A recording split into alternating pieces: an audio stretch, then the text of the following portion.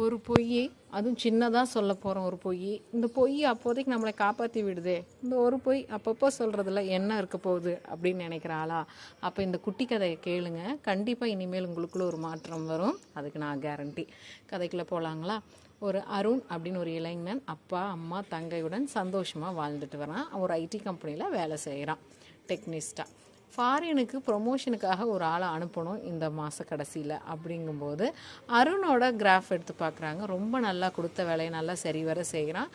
டீமோடவும் ஒத்து போகிறதுனால அருண் தான் அதுக்கு தகுதியான ஆள் அப்படின்னு சொல்லி ஹெட் ஆஃபீஸ்லேயும் சரி, அவர் ஒர்க் பண்ணுற பிரான்ச்சஸ்லேயும் சரி எல்லாருமே அவரை சிபாரிசு செய்கிறாங்க.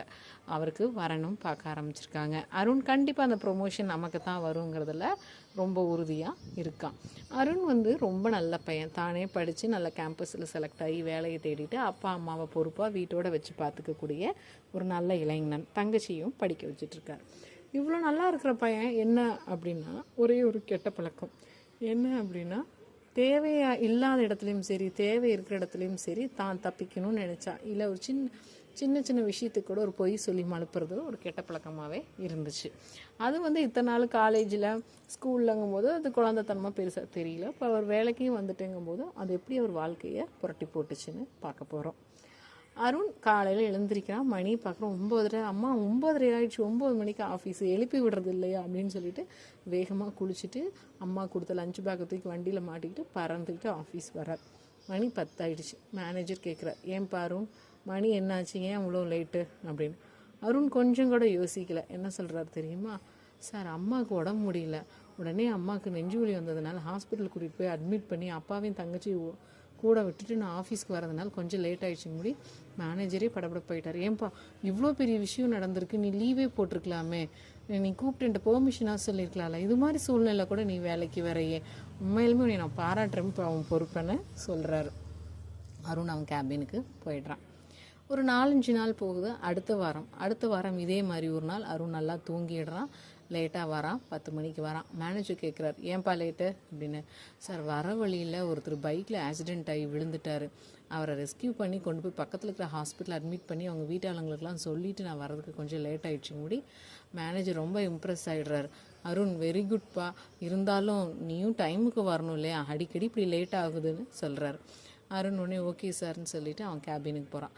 அப்போ பக்கத்தில் இருக்கிற அவனோட ஃப்ரெண்டு கொலி கேட்குறான், குமார், ஏண்டா அருண் நிஜமாக சொல்லு, நீ போன வாரம் லேட்டாக வந்ததுக்கும் இன்றைக்கி லேட்டாக வந்ததுக்கு இதுதான் ரீசனா? உண்மையை சொல்லிடாண்டே, என்னடா பண்ணுறது, இப்படிலாம் பொய் சொன்னாதாண்டா தப்பிக்க முடியும், அப்போதைக்கு வாயில் என்ன வருதோ சொல்ல வேண்டியதுதான் அப்படின்னு. இல்லைடா அருண், இது ரொம்ப கெட்ட பழக்கம், மேலே எல்லாருமே நல்ல மதிப்பு மரியாதையும் வச்சுருக்காங்க, இந்த ஒரே ஒரு கெட்ட பழக்கத்தை மட்டும் நீ விட்டுருடா, அதெல்லாம் நான் பார்த்துக்கிறேன், நீ வேலையை பாருன்னு அருண் சொல்லவும் குமாரும் தவிர்த்துடுறான். அதுக்கு மேலே எதுவும் பேசலை. அதே மாதிரி அடுத்த வாரமும் ஒரு நாள் முக்கியமான மீட்டிங் ஆஃபீஸில் நடக்கும்போது லேட்டாக தான் அருண் கலந்துக்கிறான். உடனே மேனேஜருக்கு கோவம் வந்துடுது. அருண், என்ன இதே வேலையாக வச்சிட்ருக்கீங்க, ஏன் லேட்டு அப்படின்னு கேட்கும்போது, சார் வரும்போது பஞ்சர் ஆயிடுச்சு சார் பைக், எனக்கு என்ன பண்ணுறதுன்னு தெரில, எனக்கு வேறு வண்டியும் கிடைக்கல அந்த இடத்துல, அதனால் நான் வரதுக்கு லேட் ஆகிடுச்சு சார்னு சொல்லி சொல்கிறான்.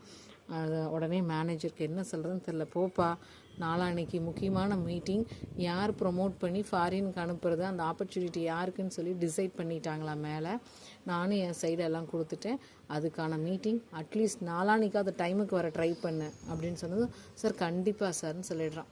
அருண், இந்த தடவை கண்டிப்பாக நம்ம டைமுக்கு போயிடணும், நம்மளை நேமை தான் சொல்ல போகிறாங்க, எல்லோரும் அப்ளாஸ் பண்ண போகிறாங்க அப்படின்னு சொல்லி கனவோட அலாரம் வச்சுட்டு படுத்திருக்கான். அவன் தூங்கி எந்திரிக்கிறான். அலாரம் அடிக்குது. எந்திரிச்சும் அங்கே இங்கேயும் நடந்துட்டு வழக்கம் போல் லேட் பண்ணிவிட்டு அடித்து பிடிச்சி கிளம்புறான். கிளம்பி ஆஃபீஸுக்கு உள்ளே போகும்போதே மணி 10 ஆகிடுது. மேனேஜர் ரொம்ப டென்ஷன் ஆகிட்டாரு. ஆனால் அருணை பார்த்து ஒரு வார்த்தை கூட கேட்கல. அருணே சார், அது இல்லைப்பா, ஒன்றும் விளக்கம் தர வேணாம், நீ போகலாம் உன் கேபினுக்குன்னு சொல்லிடுறாங்க. அருண் உடனே கேபினுக்கு போகிறான். ஆச்சரியமே யோசனையோடவே போய் உட்காரான். உடனே அவன் ஃப்ரெண்டு கொலி குமார் கேட்குறான், என்னடா ஒரே யோசனையாக இருக்கேன்னு. இல்லைடா, இன்றைக்கி எவ்வளோ முக்கியமான மீட்டிங்கை நான் மிஸ் பண்ணிவிட்டு லேட்டாக வந்திருக்கேன், எப்பவுமே ஏன் லேட்டுன்னு கேட்பார், நீ கேட்கவே இல்லை, நானாக சொல்ல போனேன், அதுவும் வேண்டான்னு சொல்லிட்டாருடான்னு. சரி, அதெல்லாம் இருக்கட்டும், போய் போர்டு பாரு, நோட்டீஸ் போர்டுன்ட்டு, ஏன் என்ன ப்ரொமோஷன் யாருக்குன்னு போட்டாங்க, அதை ஏன்டா நான் பார்க்கணும், என்னடா இப்படி சொல்கிறேன், எப்படி என் பேர் தானடா இருக்கும், அது எல்லாத்துக்கும் தெரிஞ்சது தானே அப்படிங்கிறான். டே இல்லைடா, நீ முதல்ல போய் பார்த்துட்டு வான்னு சொல்கிறான். நோட்டீஸ் போய் பார்த்ததும் அதில் அருணோட நேம் இல்லை. ரொம்ப ஷாக் ஆகிட்டு ஓடி வந்து மேனேஜர்கிட்ட வந்து சார் உங்கள்கிட்ட ஒரு நிமிஷம், இல்லைப்பா எனக்கு டைம் இல்லை அப்படின்னு சொல்லி அவாய்ட் பண்ணிடுறாரு. நேராக கேபினுக்கு வந்து குமார்கிட்ட கேட்குறான், என்னடா அது என் பேர் வரும், நான் ரொம்ப ஆசையாக இருந்தேனே, வீட்டில் ஃப்ரெண்ட்ஸ் எல்லாத்துட்டையும் சொல்லி வச்சுருந்தேனே, இப்போ எனக்கு ஃபாரின் ஆப்பர்ச்சுனிட்டியே போயிடுச்சேடா அப்படின்னு சொல்லி ஃபீல் பண்ணுறான். அப்போ குமார் சொல்கிறான், என்ன ரீசன்னு தெரில, நீ எதுக்கும் மேனேஜர் பார்த்து தனியாக பேசிப்பாரு. இல்லைடா நான் போனால் அவர் ரெஸ்பான்ஸ் பண்ணவே இல்லையே அப்படின்னு அருண் சொல்கிறான். சரி ஈவினிங் கிளம்பும்போது நீ எதுக்கும் அவரை பார்த்துட்டு போ அப்படிங்கிறான். ஈவினிங் மேனேஜர் பார்க்கலான்னு போகும்போது என் ஆஃபீஸ் டைம் முடிஞ்சிச்சு, நான் கிளம்புறேன்ப்பா அப்படின்னு அவர் கிளம்பிடுறாரு, அவாய்ட் பண்ணிடுறாரு. அருணுக்கு ஒன்றுமே புரியல. அருண் வீட்டுக்குள்ளே போகும்போது சோகமாக போகிறான். அம்மா அப்பா தங்கச்சி 3 பேர் அருணை பார்க்குறாங்க. வேணா யாருமே ஏன் சோகமாக இருக்க என்னன்னு கேட்கல. இவனும் அப்படியே ஹாலில் சோஃபாவில் உட்காந்துட்டே இருக்கான். அம்மாவும் அப்பாவும் டிவி பார்த்துட்டே இருக்காங்களே தவிர ஒன்றுமே அவன்கிட்ட வாப்பான்னு கேட்கல, ஏன் சோகமாக இருக்கேன்னு கேட்கல. தங்கச்சி மட்டும் அந்த பக்கமாக வரா. ஏய் சோபனா, உன்கிட்ட தான் என்ன, நீ எதுவுமே என்கிட்ட கண்டுக்க மாட்டேங்கிற, ஏதாவது ஒன்று பேசிகிட்டே இருப்பீங்க, என்கிட்ட பேசலை அப்படின்னு சொல்லி கேட்குறான். அதெல்லாம் ஒன்றும் இல்லை அருண், உன்கிட்ட ஏன் நான் பேசணும் அப்படின்னு கேட்குறான். என்ன இப்படிலாம் பேசிகிட்டு இருக்க அப்படிங்கும்போது, ஆமாம் நீ வந்து வாயை திறந்தாலே அப்படிங்கும்போது அவங்க அம்மா கண்ணால் முறைக்கிறாங்க. சோபனா அவங்க தங்கச்சி அமைதியாக போயிடுறான். உடனே அம்மாவுக்கு வந்து ஏதோ டிஸ்கம்ஃபோர்ட்டாக இருக்குது, சாப்பிட்டது எனக்கு ஜீரணமாகலை, பக்கத்தில் இருக்கிற மெடிக்கலில் போய் எனக்கு ஜீரண டானிக் வாங்கிட்டு வரீங்களான்னு அப்பாட்ட கேட்குறாங்க. உடனே அப்பா இருந்துட்டு சரி நான் வண்டி எடுத்துகிட்டு போகிறேங்கிறார். உடனே அருண் சொல்கிறான், அம்மா ஏம்மா நான் இருக்கேன் நீங்கள் அப்பாட்ட சொல்கிறீங்க, அப்பா உட்காருங்கப்பா நான் போய் வாங்கிட்டு வரேன்னு சொல்கிறாங்க. அதுக்கு அம்மா சொல்கிறாங்க, இல்லைப்பா உனக்கு ஏகப்பட்ட வேலை இருக்கும், அம்மாவுக்கு நெஞ்சு வலி வந்துடும், நீ போய் ஹாஸ்பிட்டலில் அட்மிட் பண்ணணும், அதுமாரி பெரிய வேலை மட்டும்தான் உன்கிட்ட சொல்லணும், இது சாதாரண மெடிக்கலுக்கு போகிற வேலை தானே, இது அப்பாவே பார்த்துக்குவாருன்னு சொன்னதும் அருணுக்கு என்னடா அம்மா திடீர்னு நெஞ்சு வலி, ஆம்புலன்ஸு, அவசரம், பெரிய வேலைன்னெலாம் சொல்கிறாங்களேன்னு குழப்பமாகவே உட்காந்துருக்கான். அப்போ அப்பா போய் அவரோட பழைய வண்டியை எடுக்க போகிறாரு.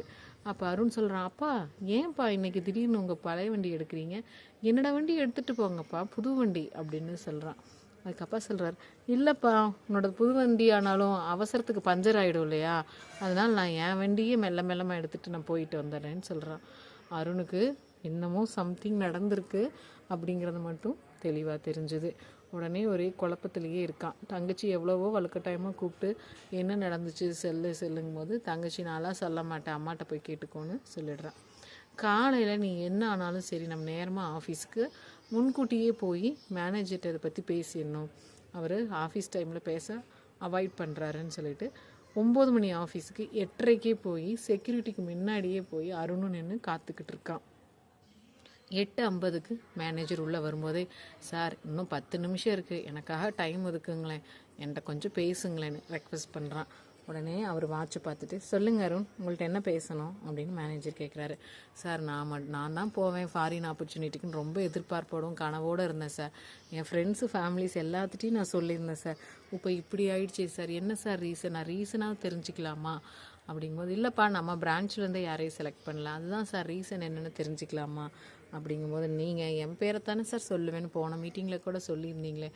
ஆமாப்பா இந்த ஆப்பர்ச்சுனிட்டியை லாஸ் பண்ணது நாங்கள் இல்லை, நீ தான், உன்னோட பிஹேவியர் உன்னோடனால தான் பிரச்சனைன்னு சொல்லும்போது ஒன்றுமே புரியல சார், என்ன சார் சொல்கிறீங்கன்னு.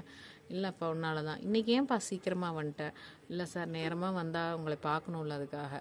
ஓ அப்போ இன்றைக்கி உங்களுக்கு தேவை இருந்துச்சு அதனால் சீக்கிரம் வந்துட்டிங்களாங்கிட்டு ஏன் ஒரு வித்தியாசமாக இன்றைக்கி பேசுகிறாரு அப்படின்னு குழப்பத்திலே அவன் ஃப்ரெண்டு குமார் வந்ததும் இவர் போய் குமார் பக்கத்தில் உட்காந்துட்டு ரொம்ப ஃபீல் பண்ணுறான். அப்போ குமார் சொல்கிறான், இல்லைப்பா சம்திங் ஏதோ மேனேஜரே தான் வந்து உன் நேம் எழுதும்போது, இல்லை எங்கள் பிரான்ச்லேருந்து நீங்கள் அருணை எடுக்க வேணான்னு சொன்னதான் எனக்கு ஒரு தகவல் அப்படிங்கும்போது ரொம்ப மனசு உடைஞ்சிட்டான் அருண். இனி நமக்கு ஆப்பர்ச்சுனிட்டி மேலே வரதுக்கு இல்லாதப்போ இந்த கம்பெனியில் நம்ம எதுக்கு வந்து ஒர்க் பண்ணணும்னு சொல்லி அங்கே இருந்த கோபத்தில் அவன் என்ன பண்ணிடுறான், அந்த கம்பெனிலேருந்து நான் ரிலீவ் ஆகிறேன்னு சொல்லி பேப்பர் கொடுத்துட்டு வீட்டுக்கு நேராக வரான். வீட்டில் வந்து அவன் ரொம்ப மனசுடைஞ்சு உட்காந்து கண்ணில் கண்ணீரோடு இருக்கும்போது அம்மானாலையும் அப்பானாலையும் தாங்கிக்க முடியல. உடனே தங்கை ஷோபா வந்து, அம்மா உப்பை கூட சொல்லக்கூடாதுன்னா போமா, அண்ணா அழுகிறாங்க நான் சொல்கிறேங்கபடி. அப்போ தான் அருணுக்கு ஏதோ விபரீதம் நடந்திருக்குங்கிறது புரிஞ்சுது. சொல்லு ஷோபனா அப்படின்னு கேட்கும்போது, அருண் நேற்று இங்கே ஒருத்தர் வந்திருந்தார், நான் அம்மா அப்பாவும் கோயிலுக்கு போயிட்டு உள்ளே வரும்போது இங்கே பக்கத்தில் ஏதாவது வீடு காலி இருக்கான்னு கேட்டார். நாங்கள் திரும்பி பார்த்துட்டு அவருக்கு ஏரியா சொல்லும்போது அவர் அப்பாவோட முகத்தை பார்த்ததும், உங்கள் பையன் அருணா இங்கே ஏதாவது கம்பெனியில் ஒர்க் பண்ணுறாங்க, ஆமாம் என் பையன் அருண் தாங்க முடி, அப்புறம் உங்கள் கம்பெனி நேமும் சொன்னார், அவர் யாரோ உங்கள் மேனேஜராக இந்த ஊரில் வந்து வீடு இருக்கா இந்த ஏரியாவில்னு பார்க்க வந்தார். அம்மாவும் அப்பாவும் தான் அவருக்கு காலியான இருக்கிற வீட்டில் இருக்கிறவங்களெல்லாம் அறிமுகப்படுத்தி வச்சுட்டு இருந்தாங்க. உடனே அருணுக்கு ஏதோ புரிஞ்சிருச்சு. ஏன்னா அம்மா நெஞ்சு வலி பெரிய வேலை, அப்பா பஞ்சருங்கும் போது சம்திங் நம்ம சொன்ன ரீசன்ஸ் தெரிஞ்சிருச்சோன்னு நினைக்கும் போதே அப்பா சொல்லிட்டார், அருண் நீ மாறிட்டேன்னு நினச்சேன், இன்னும் அந்த பொய் சொல்கிற பழக்கத்தை நீ விடலையா?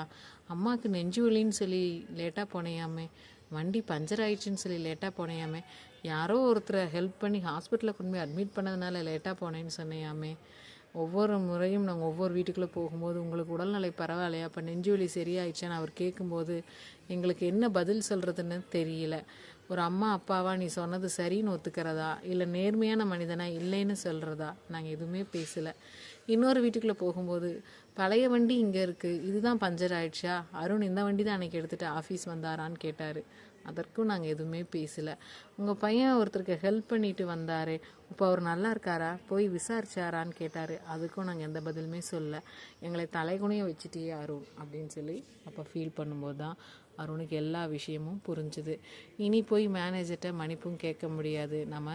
நம்ம மேலே தவறு வச்சுட்டு கம்பெனி மேலே கோச்சிக்கிட்டு நம்ம ரிலீவ் ஆகிற லெட்டரும் கொடுத்துட்டோமே அப்படின்னு அப்பா அம்மாட்ட சொல்லி ஃபீல் பண்ணும்போது அப்பா என்னதான் இருந்தாலும் நீ வந்து என் பையன், உன்னை நாங்கள் வந்து எதுவும் தள்ளி வைக்க முடியாது, கவலைப்படாத, நீ இப்போ புரிஞ்சுக்கிட்டே நீ பண்ணுறது தப்புன்னு.